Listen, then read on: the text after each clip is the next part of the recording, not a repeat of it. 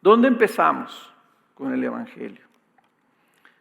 Pues vamos a empezar en el principio. Y el principio del Evangelio es este. Hay un Señor y ese Señor es Dios, el Creador. El Evangelio empieza con una afirmación. El Evangelio significa, la palabra Evangelio significa buenas noticias, o sea, es un anuncio, es una proclamación de algo que es bueno. Es un mensaje bueno. Y el Evangelio es un mensaje que Dios le está revelando al hombre. Y ese mensaje son buenas noticias, es algo bueno, es algo que es para nuestro beneficio. El Evangelio en su centro, en su corazón, tiene que ver con la persona de Jesucristo como Señor. Su obra, su palabra, su enseñanza, ¿verdad? Y de manera muy central su muerte, su resurrección y su exaltación. El Evangelio va desde el principio, que es la creación, hasta el final, que es la consumación de todas las cosas. Entonces, si nosotros estamos hablando de qué es el Evangelio, es porque queremos estar seguros de que entendemos el Evangelio. Y que entendemos el porqué del Evangelio. No solamente qué es el Evangelio, sino por qué necesitamos el Evangelio. Y por qué el Evangelio es una buena noticia. Y yo quisiera que después de esta serie, cuando hablemos de Evangelio, tengamos un entendimiento bien amplio y bien profundo de esto. Y no solamente a lo mejor una idea vaga de lo que es. Entonces nosotros vamos a empezar. Y queremos empezar en el principio de todo. Hacernos de las preguntas más esenciales de nuestra existencia. Empezar con preguntas como, bueno, ¿y por qué estamos aquí? ¿Cuál es el propósito de la vida? ¿De dónde provienen todas las cosas? O como preguntan a veces los niños a su mamá, mamá, ¿de dónde vengo? Estas preguntas son de la mayor importancia, porque si no tenemos una respuesta para ellas, toda nuestra vida va a estar descompuesta. Y son importantes y a veces son preguntas que se empieza uno a hacer en la adolescencia. ¿De qué se trata la vida? ¿De dónde vengo? ¿Hay o no hay un Dios? ¿Quién me hizo? ¿Por qué son todas las cosas? Son preguntas que a veces nos da miedo hacer, pero son preguntas que nos necesitamos hacer, porque la respuesta a estas preguntas son las que van a dar sentido a nuestras vidas. Son las que nos van a dar seguridad de que estamos dentro de un propósito. Es lo que va a definir nuestra identidad y nuestro entendimiento del mundo que nos rodea. Es lo que nos va a dar un sentido de esto se trata la vida. ¿Y cuántas personas no hay en el mundo que no saben de qué se trata la vida? Que están subsistiendo, están existiendo, pero sin saber por qué y para qué. El Evangelio te contesta estas preguntas. Y por eso es parte de que venimos a estudiarlo, porque queremos saber por qué es necesario el Evangelio. ¿Y dónde empezamos? Pues empezamos con esta afirmación de que Dios es el Señor, o lo puedes poner de otra al revés, el Señor es Dios. El Evangelio empieza con la realidad de que hay un Señor. Cuando digo Señor, estoy hablando de un rey soberano. Un rey que está por sobre todas las cosas y que controla todas las cosas. Hay un Señor. Y ese Señor es Dios. Y ese Dios, que es un rey soberano, hizo todas las cosas conforme a su propósito, conforme a su diseño, conforme a su intención. Y lo tremendo de todo esto es que el Evangelio nos informa que ese Dios soberano se manifestó cuando creó el universo. Se creó un universo y una realidad que puede conocerlo a Él. Y Él se manifiesta al crear y luego se manifiesta a su creación. ¿Hay o no hay un Dios creador de todo? Si hay una creación, el Evangelio te dice, hay una creación porque hay un Dios que lo creó, y ahí es donde debemos empezar, en esa afirmación. Ahora, si hay un Dios, y estoy pensando primero, estoy trayendo todos estos pensamientos, a lo mejor ustedes están diciendo, híjole, estas son cosas bien pesadas y me vas a llenar la mente de pensar estas cosas y luego ya no voy a saber ni qué pensar. Eso es bueno.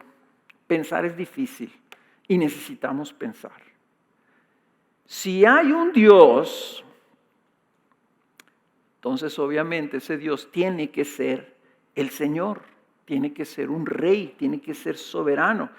Ser Señor, como les dije, significa que hay alguien que tiene todo el poder, todo el control y toda autoridad sobre todas las cosas.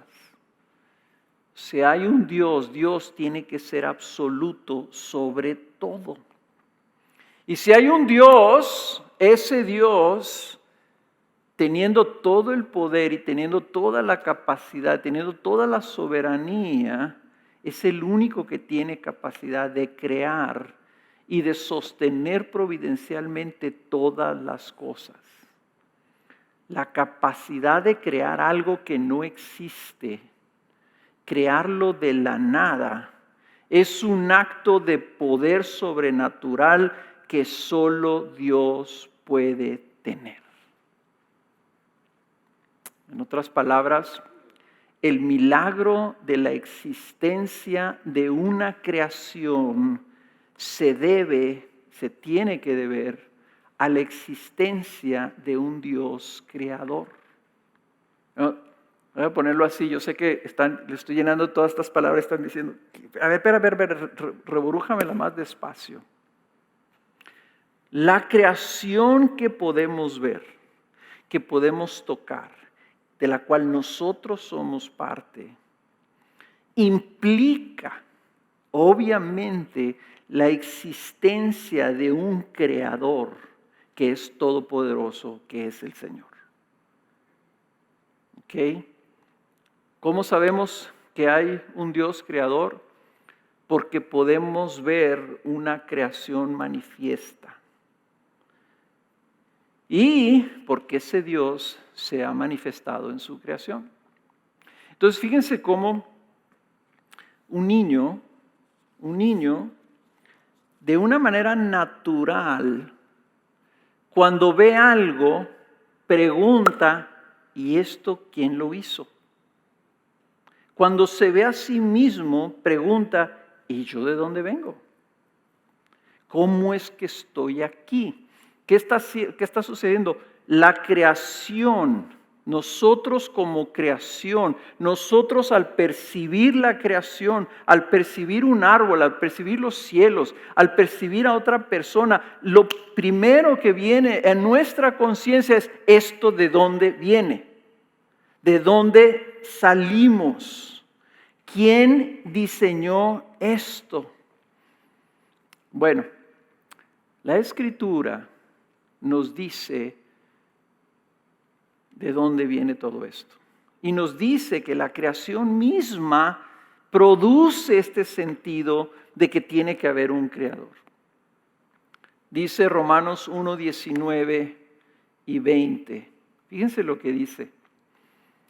Porque lo que se conoce acerca de Dios, entre paréntesis Dios, creador, lo que se conoce acerca de Dios es evidente dentro de ellos. Está hablando del hombre, está diciendo lo que se conoce acerca de Dios está evidente. Evidente quiere decir que se puede percibir.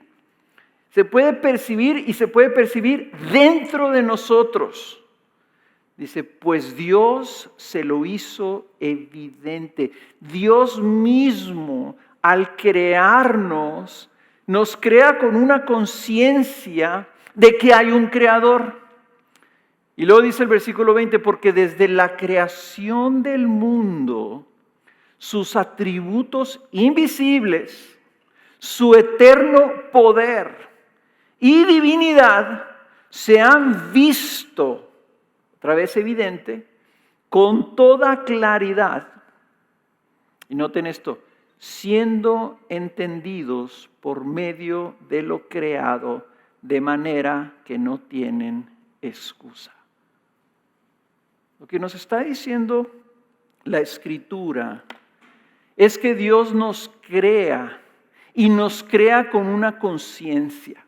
Es uno de los grandes misterios. Los científicos del mundo nunca han podido explicar la existencia de la conciencia.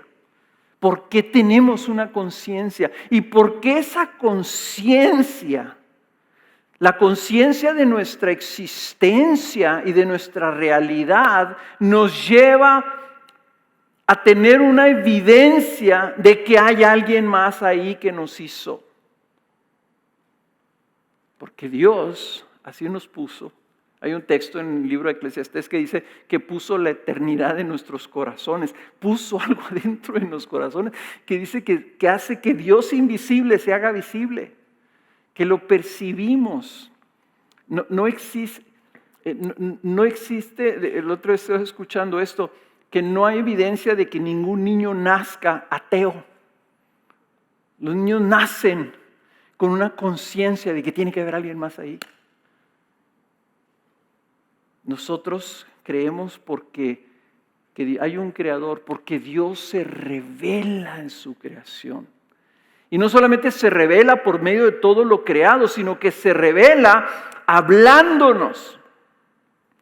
Nos habla y nos dice, yo te hice, tú eres mío, yo te formé. Y nos lo revela y nos lo habla para que lo entendamos. La Escritura es la revelación de Dios, la autorrevelación de Dios por medio de personas a las que Dios les habla y que esas personas luego lo escriben para que las criaturas, para que nosotros nos demos cuenta que hay un Dios que nos creó. Entonces, por eso es que el Evangelio empieza con la creación, porque es un mensaje. Y porque el primer mensaje que Dios reveló al hombre es, yo te hice. Si el Evangelio es un mensaje, la revelación del Creador a nosotros es el principio de ese mensaje. Dios se revela al hombre en las Escrituras como el Creador. A través de todas las Escrituras está esta expresión escrita de la autorrevelación de Dios a su creación. Entonces, allí empieza el mensaje. El Evangelio es un mensaje de nuestro Creador a nosotros. El Evangelio es el mensaje, es un buen mensaje, es una buena noticia de nuestro Creador a sus criaturas. Entonces vamos a ver, yo les digo que las Escrituras comienzan precisamente con la creación, pues vamos al inicio de las Escrituras. ¿Dónde empieza? Las Escrituras empieza con Génesis capítulo 1, versículo 1, el principio de todas las cosas. Y así dice, Génesis capítulo 1, versículo 1, dice, en el principio creó Dios los cielos y la tierra. Y la tierra estaba sin orden y vacía, y las tinieblas cubrían la superficie del abismo, y el Espíritu de Dios se movía sobre la superficie de las aguas. Y dijo Dios, sea la luz, y hubo luz. El primer capítulo de Génesis es un poema. Entonces hay mucho poema, hay mucho lenguaje poético aquí, como eso del Espíritu de Dios moviéndose sobre la superficie de las aguas. Las tinieblas cubrían la superficie del abismo. Alguien que por favor quiera dibujar eso, que me lo mande, ¿verdad? Porque ¿cómo puedes describir ese tipo de cosas? Es un lenguaje que te está tratando de explicar el inicio de todas las cosas. Y la brillantez de esta revelación es que empieza con una cosa tan sencilla que Dios dijo: hágase la luz, sea la luz, exista la luz, y se hizo la luz. Hubo luz, existió luz. Donde no había nada, empezó a haber luz. Y donde venía la luz, probablemente venía de una fuente de calor, lo cual sabemos que cuando no hay nada, no hay nada, ni siquiera calor y ni siquiera luz. Entonces Dios se manifiesta en el principio como el creador, produciendo el universo entero por el acto poderoso y milagroso de hablarlo. Dios dice, y por decirlo lo establece, lo ordena. Y de ahí dice Dios, dice el versículo 4, y vio Dios que la luz era buena, y separó Dios la luz de las tinieblas, y llamó Dios luz a la luz día, y a las tinieblas llamó noche. Y fue la tarde y fue la mañana un día. Y empieza Dios a crear el universo, la expansión, los cielos, las estrellas, los astros del universo y la tierra. Solo con el pronunciamiento y el decreto de la orden que salió de su boca. Eso es lo que solamente un Dios puede hacer. En el principio Dios hizo todas las cosas. Dice el Salmo 102, versículo 25, dice: desde la antigüedad tú fundaste la tierra, y los cielos son la obra de tus manos. Ellos perecerán, o sea, todos los astros. Dice, pero tú permaneces. Y todos ellos como una vestidura se desgastarán, como vestido los mudarás y serán cambiados. Pero tú eres el mismo y tus años no tendrán fin. Y lo que nos está diciendo la Escritura es que Dios es de eternidad a eternidad, que Él existe y no depende de su creación. Que Dios está por encima de su creación, que Él contiene la creación, que Él creó la creación, que Él hizo todas las cosas, pero Él estando viviendo y existiendo de manera permanente y eterna. Y esto es algo maravilloso, algo que es muy difícil para nosotros tal vez entender. Pero lo que Génesis 1 te empieza a decir es que nosotros tenemos que entender que el mensaje que Dios nos está diciendo es: yo soy Dios y por eso los hice, porque puedo crearlos. Y nadie puede crear fuera de Dios. Dios demuestra ser el Señor soberano, que con su autoridad y poder manda la existencia de lo creado. Él está diciendo: mira, yo hice las cosas y las hice porque tengo el poder para hacerlo, por eso soy Dios. Y Él creó, y no nos dice que creó movido por alguna necesidad, sino solamente hizo el universo como una expresión de su soberana voluntad y para su propia gloria. No hay ninguna razón de la creación excepto su misma voluntad para crearlo. Este es el acto divino de la creación. El hombre puede inventar muchas cosas, puede transformar materiales, puede unir cosas y hacer más cosas, pero no puede crear. El hombre no tiene la capacidad de crear ni siquiera un elemento, y nunca ha podido y nunca podrá. porque solamente Dios crea y crea de la nada. Cuando nosotros hablamos de la creatividad en el hombre, estamos hablando de una transformación de algo que ya está creado. Si tienes un pintor y está creando un cuadro, él tiene ya un lienzo, tiene pinturas, y lo que él está haciendo, está dibujando algo, está pintando algo, basando su imaginación en algo que ya ha visto. Dios no es así.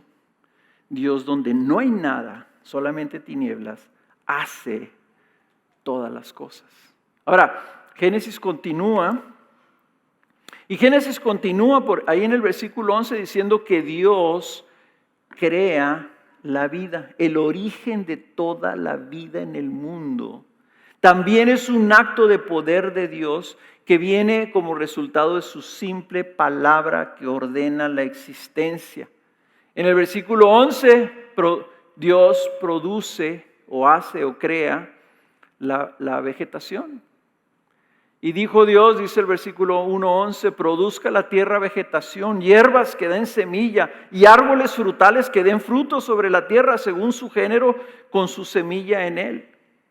El versículo 20 dice que Él hace los seres vivientes. Entonces dijo Dios, dijo otra vez de nuevo, llénese las aguas de multitudes de seres vivientes y vuelen las aves sobre la tierra en la abierta expansión de los cielos.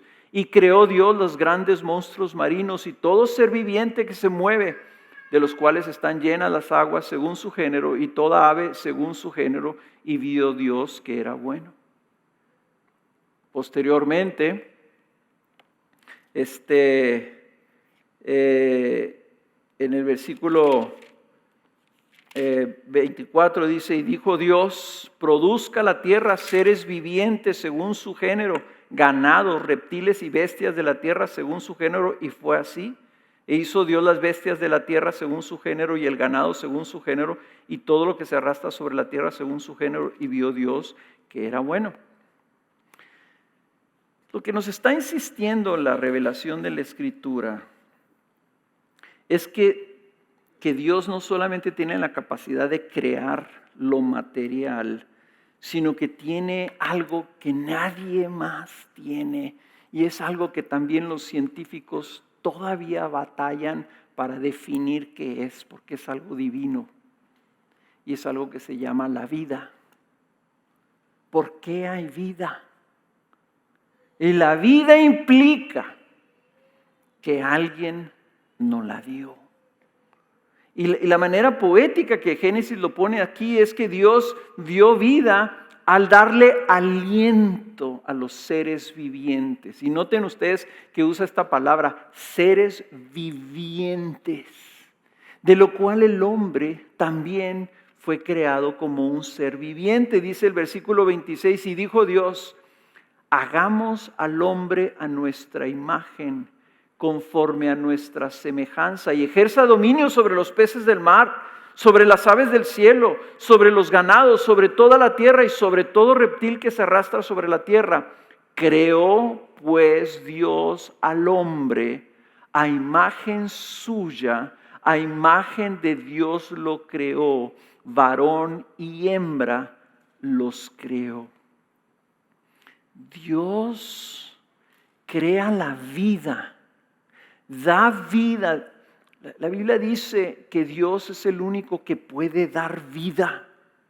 Nosotros podemos reproducirnos, pero no podemos agarrar algo que no tiene vida y comunicarle vida a esa cosa. Dios sí.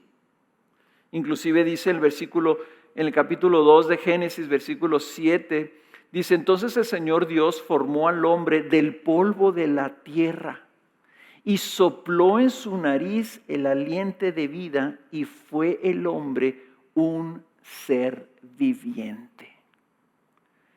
Dios, el Creador, es el único que puede dar vida. El hombre no tiene esa capacidad. Y no solamente dio vida al hombre, sino que lo hizo diferente a todos los demás.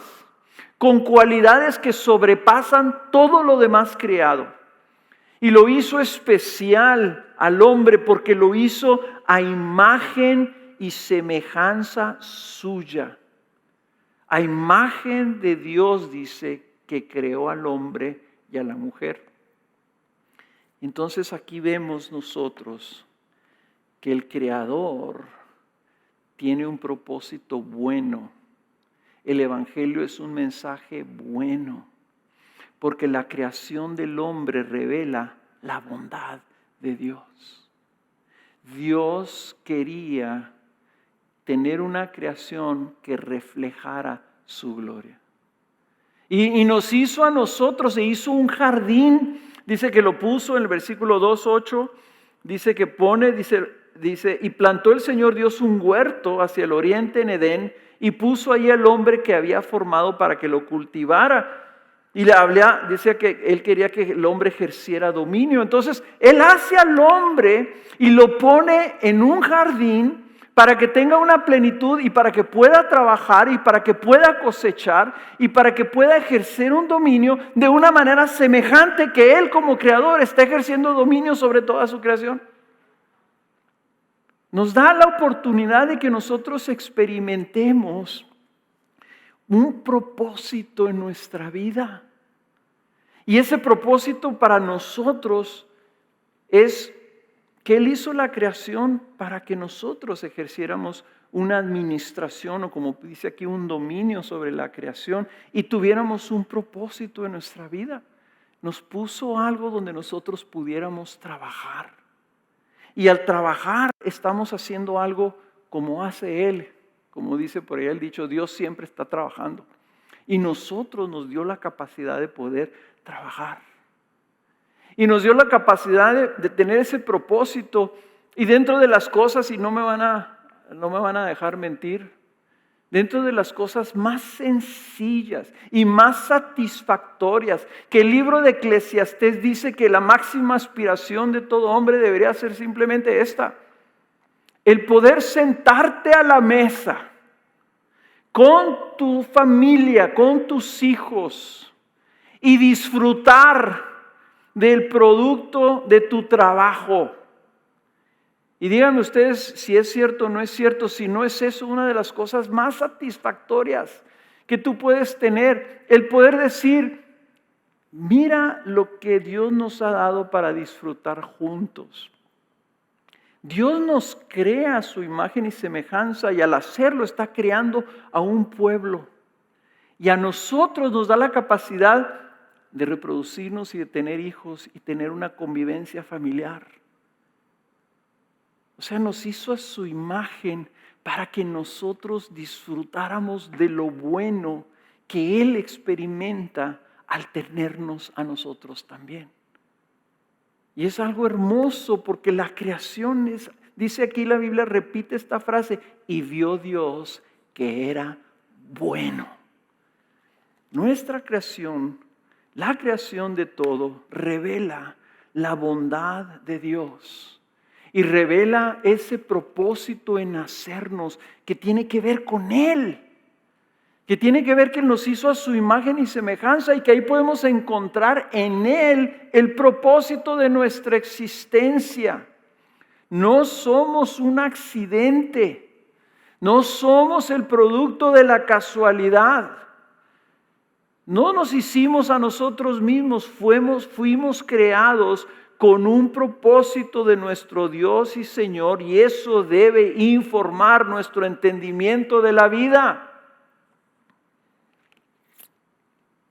Ahora, esto tiene implicaciones. Que somos creados tiene implicaciones. Si Él es el creador, entonces Él es el dueño de todo. Dice el Salmo 50, versículo 10, porque mío es todo animal del bosque, y el ganado sobre 1000 colinas. Toda ave de los montes conozco, y mío es todo lo que en el campo se mueve. Y si yo tuviera hambre, no te lo diría a ti, porque mío es el mundo y todo lo que en él hay, incluyéndote a ti y a mí. el mundo, todo es de Él.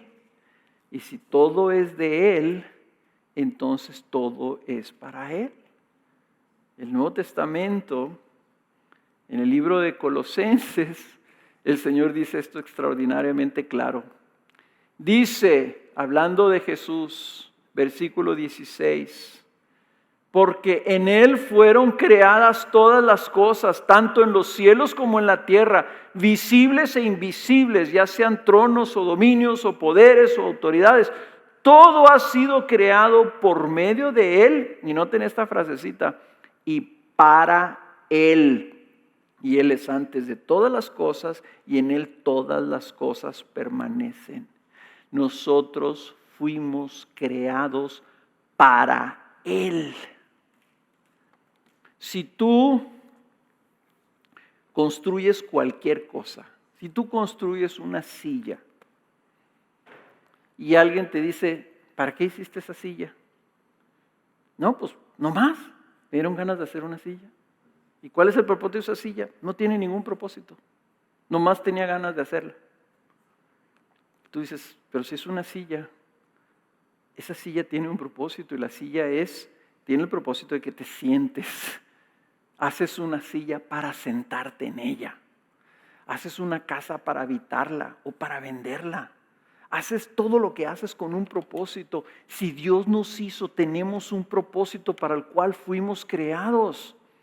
Entonces la pregunta que cada persona debe hacer, si quieran las preguntas estas esenciales que estaba mencionando, porque se tienen que responder, ¿por qué estoy aquí? ¿Cuál es el propósito de mi vida?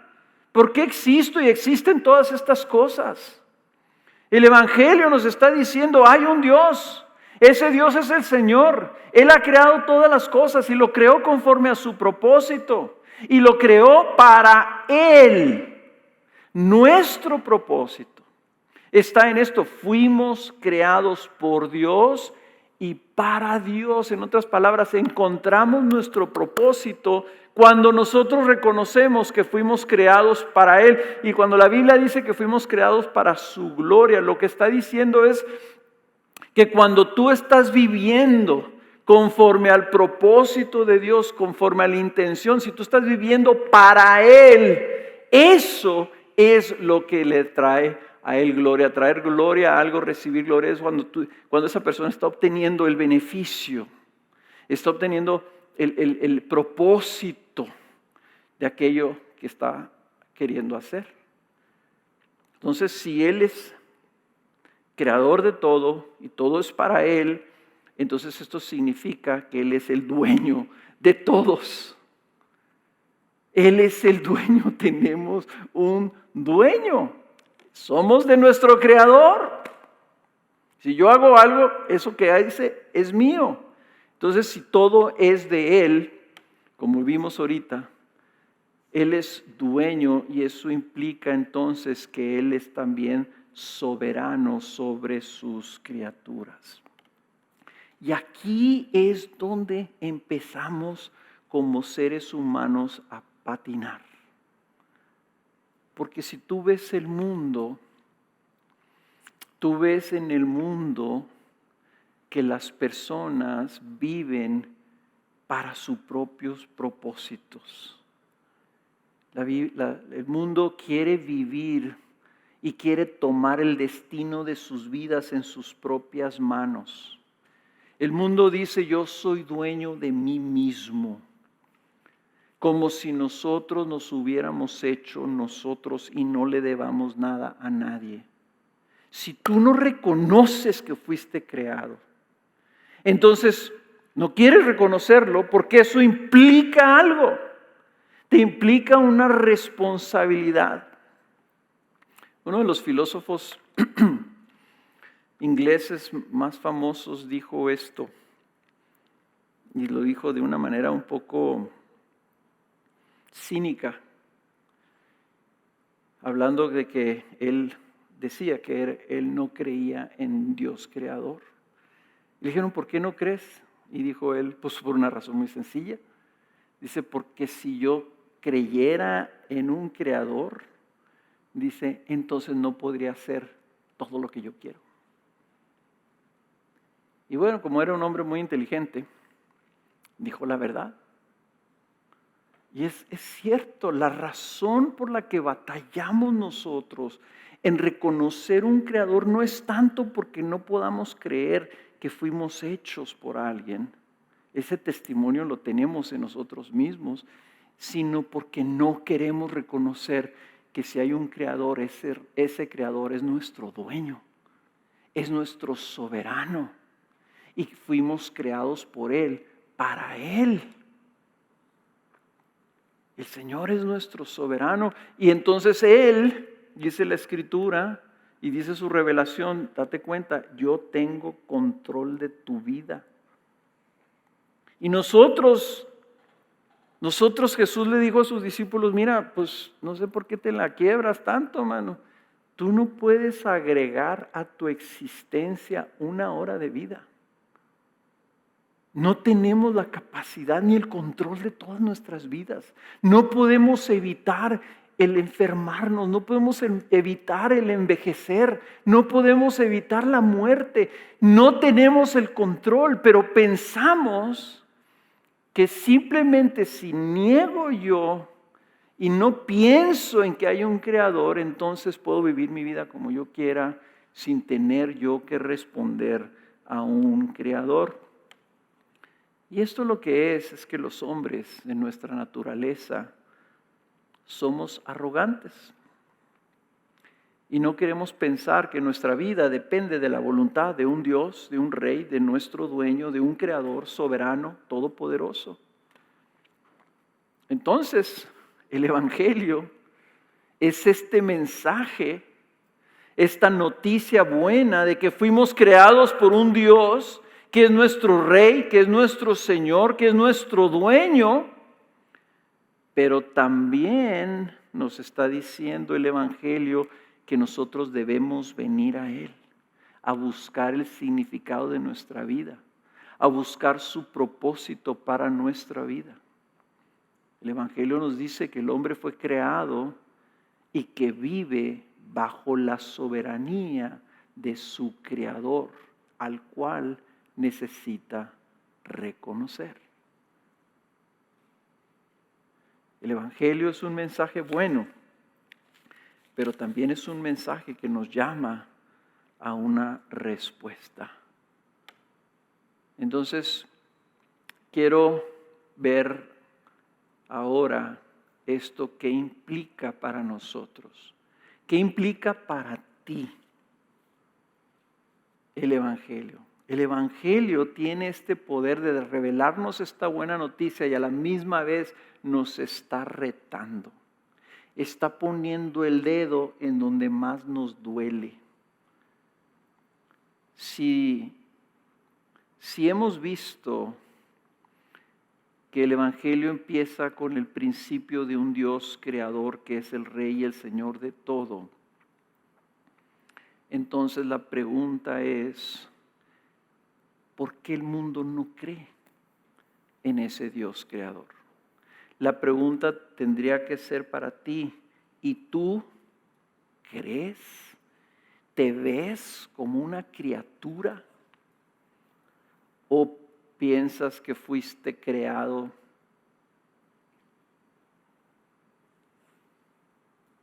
por la casualidad? ¿De dónde vienes? ¿Cuál es la alternativa si no reconocemos que somos criaturas creadas? Y hay personas que han sacado teorías y argumentos, algunos bastante absurdos. Pero esto es tan importante porque si tú no contestas esta pregunta, eres una persona creada por un Dios creador, que eso implicaría que es tu dueño, implicaría que es tu Señor y que fuiste creado para Él con un propósito. Y si tu respuesta es no quiero creer, ¿cuál es la alternativa? Y ahorita, ¿verdad? En nuestra actualidad muchas personas dicen, no, pues yo lo que pasa es que yo creo en la ciencia. Y usan el término correcto, creo en la ciencia. Porque se requiere fe para creer en la ciencia también. Y dice Romanos, ahorita que empecé leyendo Romanos 1, déjenme leerles qué es lo que pasa con el hombre en el mundo. En el Romanos 1, 21 y 22 dice, pues aunque conocían a Dios, a ese Dios que les se reveló evidente en sus vidas, dice, no le honraron como a Dios ni le dieron gracias, sino que se hicieron vanos en sus razonamientos y su necio corazón fue entenebrecido. Profesando ser sabios, se volvieron necios. Cuando tú rehusas reconocer que hay un Dios que te hizo, estás diciendo una necedad, estás creyendo algo que es absurdo, porque si no te hizo Dios, entonces ¿quién te hizo? Pues la nada, o como dice el Salmo 100, sabed que Él, el Señor es Dios, Salmo 100, versículo 3. Él nos hizo y no nosotros a nosotros mismos. Pueblos suyos somos y ovejas de su prado. ¿Por qué lo pone así, Salmo? Esto que fue escrito hace casi 3,000 años. Él nos hizo y no nosotros a nosotros mismos, porque dice, ni siquiera considera la opción de que fuimos hechos por una combustión o por una explosión espontánea. Eso dice, pues solamente la alternativa, si Dios no te hizo, pues entonces te hiciste tú mismo. Si no te hizo el Señor, entonces, ¿qué eres? Y es ahí donde entra a veces lo desconcertante de la ciencia humana como alternativa. Porque el problema de la ciencia es que la ciencia, el método científico es simple y sencillamente que tú tienes una afirmación, una teoría, y la compruebas por medio del método científico. En otras palabras, buscas tu comprobación por medio de repetir el suceso o lograr repetir el suceso. Entonces, este es un caso de la criatura queriendo probar que es una criatura, probar de que ha sido creada, cuando que lo que ha hecho el Creador es decirnos que somos criaturas. Entonces la ciencia, al no poder comprobarlo, al no poder decir, a ver, la única manera es tráeme al Creador y que el Creador haga ahorita a un hombre y entonces yo voy a creer que fuimos creados por un Creador. Entonces lo que la ciencia dice, al no haber Dios, entonces yo tengo que creer que toda la creación, que todo el universo fue creado de la nada por nada. Y como eso es una contradicción, porque la nada no puede producir algo, entonces dicen, no, sí había algo. Entonces, ¿quién hizo ese algo? Entonces la teoría, por ejemplo, del Big Bang, esta gran explosión que creó el universo, es que todo el universo, toda la masa de millones y trillones de toneladas que contiene el universo estaban contenidos en un punto del tamaño de la punta de un alfiler. Y que entonces un día, ahí estaba el universo, pero ahí estaba ya el universo. Por más pequeñititito que lo quieras hacer, quiere decir que ya estaba. ¿Quién hizo ese puntito que contenía todo el universo? Y ese llegó un día y de la nada ese puntito explotó y salió el universo. Y les digo que es correcto que digas yo creo en la ciencia, porque eso es como creer en un acto de magia. ¿De dónde salió ese puntito y por qué explotó? Sin embargo, las personas prefieren creer eso, que no lo pueden comprobar, a creer la revelación del Creador que nos está diciendo, yo te hice. Por eso es que una persona dijo, se requiere más fe, creer que venimos y que nos hicimos solos, se hizo todo el universo solo, que creer que nos hizo un ser inteligente. Les voy a poner otro ejemplo. Piensa en un mecanismo muy sencillo. Voy a usar un ejemplo que puso un hombre así. Piensa en una trampa para ratón. La trampa para ratón es una tablita, tiene pues ¿qué podría ser? Una manivela, un alambrito que está sostenido por un resorte y tiene una trampita que detiene esa palanca, si le quieres poner así, ¿verdad?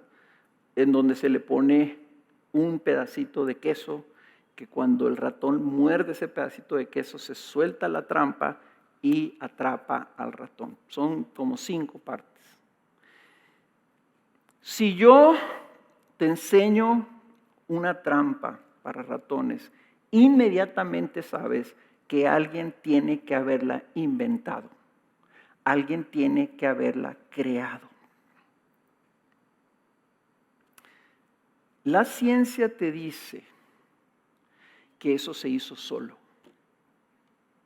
Algo tan sencillo como una trampa de ratón, sin haber inteligencia, sin haber diseño, sin haber alguien que lo generara, ¿verdad? Se puede hacer sola. Porque una célula humana, la célula humana más sencilla que existe, es miles de veces más complicada que una trampa de ratón. Y sin embargo, decimos que se hizo sola. Entonces estamos ante una cosa, al no creer que fuiste creado, estás tú topándote y diciendo, como si la trampa de ratón le estuviera diciendo a la persona que inventó, y no sé quién inventó la trampa de ratón, la trampa le está diciendo a su inventor, yo me hice sola. Lo cual es, perdonen la palabra, pero es algo absurdo. Nosotros no somos producto de un accidente al azar. Si nosotros negamos esto, lo que estamos haciendo es que estamos destruyendo el sentido y el valor y el propósito de la vida. Si nosotros fuimos producto del azar, entonces que reine la anarquía, porque nada tiene valor, nada tiene propósito, no hay ninguna intención, somos un accidente. Entonces, ¿de qué nos preocupamos? Y lo cual sabemos que algo adentro de nosotros nos dice, no, eso no puede ser. Entonces la ciencia tiene su lugar, pero la ciencia no tiene la capacidad de contestar la pregunta, ¿de dónde venimos? ¿Y por qué estamos aquí? ¿Y cuál es el propósito de nuestra vida? La ciencia no te puede explicar esta conciencia de eternidad que tenemos dentro de nosotros. La ciencia no te puede explicar por qué es que nacemos y queremos tener una familia. ¿Por qué es que una madre ama a un bebé y da su vida por ese bebé? ¿Por qué esta razón de ser y de existir? ¿Por qué nacemos con estas preguntas? Porque Dios nos hizo y nos reveló esto. Entonces, el Evangelio nos dice que hay un Creador y nos dice que ese Creador nos está llamando. Fíjense cómo lo pone el profeta Isaías. En el capítulo 45, en la última parte del versículo 21, dice, ¿no soy yo el Señor? No hay más Dios que yo. Un Dios justo y salvador. No hay ninguno fuera de mí. Y luego le dice al hombre, volveos a mí y sed salvos todos los términos de la tierra, porque yo soy Dios y no hay ningún otro. El problema de no reconocer al Señor creador bueno, Señor y soberano y dueño de todo, es que esto es una gran ofensa. Este es una definición de lo que es el pecado, de la necedad y lo absurdo del pecado de decir, pues tú dirás que eres el creador, pero yo no quiero creerlo y yo voy a vivir mi vida como si tú no existieras. El Evangelio empieza en Génesis 1 con la creación y termina en el último libro de la Biblia, en Apocalipsis, hablando de ese creador también. Y en Apocalipsis 14, versículo 6 dice: y vi volar, este es el profeta, este es el apóstol Juan, que está viendo una visión, y dice: y vi volar en medio del cielo a otro ángel que tenía un evangelio eterno para anunciarlo a los que moran en la tierra y a toda nación, tribu, lengua y pueblo. Aquí anda un ángel con el evangelio y lo anda anunciando a todos los hombres. ¿Y qué es lo que dice este ángel y qué es lo que dice este evangelio? Diciendo a gran voz: temed a Dios y dadle gloria, porque la hora de su juicio ha llegado. Adorad al que hizo el cielo y la tierra, el mar y las fuentes de las aguas. El evangelio, este evangelio que tiene un inicio y tiene un final, está llamando a las criaturas, toda nación, toda tribu, toda lengua. Temed a Dios, que significa reconoce a Dios, reconoce al que hizo todas las cosas. Reconócelo y hónralo.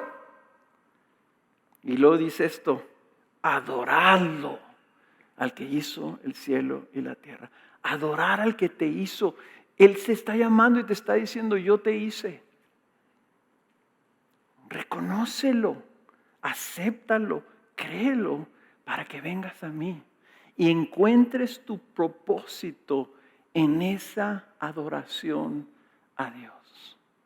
El llamado de la criatura es esa adoración que significa que tú estás viviendo en la admiración, en el honor. La adoración es decir: qué maravilloso eres. Maravillosamente me hiciste. Maravillosamente tienes un plan y un propósito y yo lo reconozco. La creación debe llevarnos a eso. Y yo quiero invitarte a que tú lo reconozcas y lo vivas así. Que tienes un propósito en Él, en el que te hizo, y que lo busques y que lo encuentres ahí. Déjame orar por ti. Padre, el día de hoy, Señor, hemos visto y escuchado cómo tú te revelas como el Señor y el Creador de todas las cosas. Muchas cosas no entendemos, Señor. No entendemos cómo fue todo esto. Pero sabemos que tú te estás revelando como nuestro Creador, como nuestro dueño, como nuestro Rey, como nuestro soberano. Y que eso, Señor, nos debe llevar a reconocerte, a reconocer que estás ahí y que demandas de nosotros, Señor, esa atención, esa búsqueda de propósito en ti, y que quieres, Señor, de nosotros una respuesta en adoración. Que es lo justo, es lo correcto, Señor. Como criaturas, reconocer a nuestro Creador es lo más lógico, lo más bueno, lo más sensato. Y sin embargo, Señor, ¿cuántas veces vivimos negándolo, olvidándonos de ello, dando la espalda a nuestro Creador? Quiero pedirte, Señor, que nos lleves a todos a esa postura de voltear a ti y de verte y reconocerte. Tú eres Dios, tú nos hiciste y no nosotros a nosotros mismos.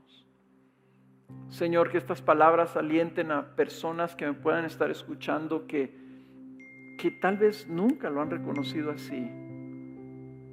Que ellos volteen sus ojos a su Creador y encuentren ahí su propósito y su vida.